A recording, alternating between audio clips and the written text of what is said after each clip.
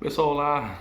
Ontem eu passei para de algum jeito apresentar, né, o que eu entendo ser alguns problemas que a narrativa oficial para o surgimento da psicanálise e para a história do Freud comporta, né? Então, o que eu acho que é legal também daqui para frente, né? Como a gente tem um número de pessoas que provavelmente vai adquirir ou vai, pelo menos acompanhar de longe, que seja a publicação, né, que eu estou fazendo, acho que é legal familiarizar essas pessoas com elementos então específicos. Ontem, de fato, foi um vídeo, vamos dizer, um pouco mais introdutório, né, mostrando ali um pouco do meu descontentamento ou talvez do que é uma percepção, né, do que estava em falta nessa historiografia oficial.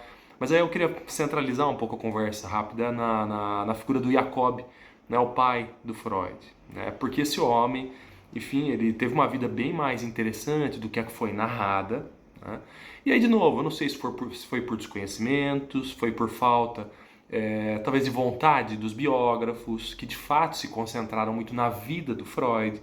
Só que, de novo, né, a gente não está sozinho, né, a gente está inserido num contexto e a própria psicanálise, inclusive, ela sempre fortaleceu essa ideia. Né? Então, que esse tipo de análise se aplique ao Freud. E foi o que eu tentei fazer. Eu não fiquei centrado no que o Freud falou sobre o pai, no que o Freud falou sobre a mãe.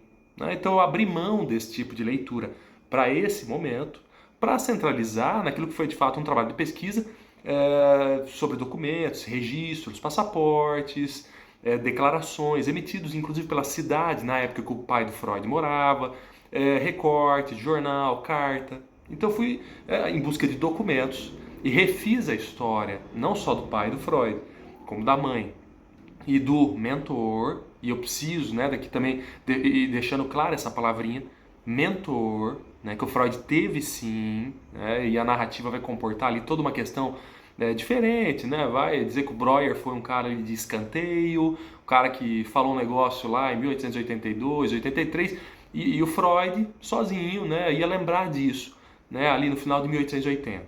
Então passou praticamente uma década que o Breuer enterrou o assunto ana ó, isso segundo a versão oficial, né? E o Freud, magicamente, depois que ele foi para Paris e se encanta com Charcot, que por sinal nem deu muita bola para ele, essa é uma outra parte da história que a gente qualquer dia vai acabar falando, entrando, mas enfim, o grande mentor do Freud não foi o Charcot, que nem de algum jeito muitas biografias acabaram perpetuando. Foi o Breuer, que era absolutamente presente durante os anos 1880, e eu provo isso no livro. Né? Mas enfim, eu não vou entrar no Breuer e nas histórias nesse momento, né? Mas só para a gente poder sinalizar um pouquinho melhor, né, quem está chegando especialmente, né, a narrativa que foi contada sobre o pai do Freud é que ele era um homem, enfim, depois que vai para Viena, né, então ele já sai de Freiberg, né, a cidade, enfim, que hoje fica na República Tcheca, na época era Império Austríaco, mas enfim, esse homem sai de lá junto com a família, nisso Freud tinha 3 anos de idade, enfim, mas ele sai em função de uma crise muito severa e um trabalho que ele não sustentou nessa cidade. Isso aconteceu de fato, teve lá uma crise muito grande que eu explico no livro, inclusive, né, como tudo finalmente começou, e ele tenta a entrada em Leipzig, o Jacob, com a Amália, né, o Freud, que na época tinha 3 anos, a irmã mais nova dele ali, né, e uma que estava na barriga. Né? Então essa pequena família em constituição sai de Freiberg em 1859. Né? E aí tudo bem, né, ele precisou realmente sair, teve lá uma série de problemas, né, mas eu me concentro inclusive no livro no período pré essa crise.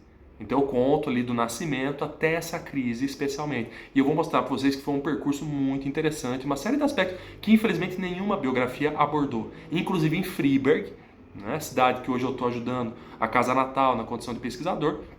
Enfim, ele tem uma história muito bonita nessa cidade. Né? De novo, com calma, aos pouquinhos, vai dando para falar sobre tudo isso. Mas a narrativa oficial prega esse cara fracassado, né, e esquece um pouco de contextualizar que essa crise afetou milhões de judeus, não a família Freud. Né? Um detalhe interessantíssimo, ele ter procurado Leipzig primeiro, né? Isso depois também eu vou poder entrar com calma, né, em outro momento aqui. É muito curiosa essa escolha. Né? Eu me dei conta disso recentemente, por sinal. Nunca foi abordado por biógrafos. Né? Tem uma curiosidade ele ter ido para Leipzig. Né? E um fator muito, muito, muito interessante para a formação do Freud, essa escolha. Né? Mas enfim, nada disso entra na biografia oficial, na história oficial. Entra o cara supostamente fracassado, né, que foi para Leipzig, não deu certo em Leipzig, e ele vai para Viena depois, e lá em Viena ele vai ser um fracassado crônico. Basicamente é esse o retrato que nós temos de um cara chamado Jacob Freud. Kalaman e Jacob Freud. Né? Ah, André, mas tem momentos lá das biografias, tipo a do Peter Gates, que diz que ele gostava muito e ele apostou no futuro do Freud. Seguramente, mas Jacob teve longe de ser só isso. Né? Esse é um outro detalhe muito legal. Eu mostro como esse pai foi para essa, o que esse pai foi para essa família, como ele foi no sentido das atitudes. Né? A gente tem lá uma situação que o Freud relatou na interpretação dos sonhos, né? De quando ele era pequeno, ele viu o pai dele ser escorraçado, né, por um grupo lá de cristãos que de fato existiam em Freiberg. O Freud recapitula essa situação que ele viveu com o pai, né, quando ele, Freud, tinha 12 anos de idade, ou 11 por ali, enfim, para atestar novamente certa fraqueza do Jacob, né, fugindo uma capacidade grande do Freud de interpretar o que de fato aconteceu naquela época. Teve um motivo para o Jacob reagir daquele jeito. Eu também explico esse motivo que nunca foi abordado. Né? Ele era um judeu, isso estava alicerçado. Ele tinha, o comportamento dele estava alicerçado em princípios e eu conto também sobre esses princípios. Né? Enfim, acho que fiz um trabalho muito interessante e convido vocês a lerem, né, de revelação, né, de como é que é esse Jacob de verdade, a Amália também, o Joseph Breuer também. Mas mais do que isso, acho que esse livro é uma reparação histórica necessária, assim.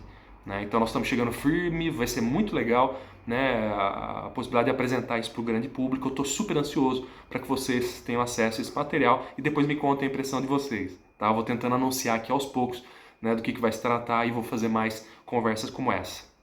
Tá? Qualquer coisa pode mandar mensagem, estou super aberto para conversa e vamos lá.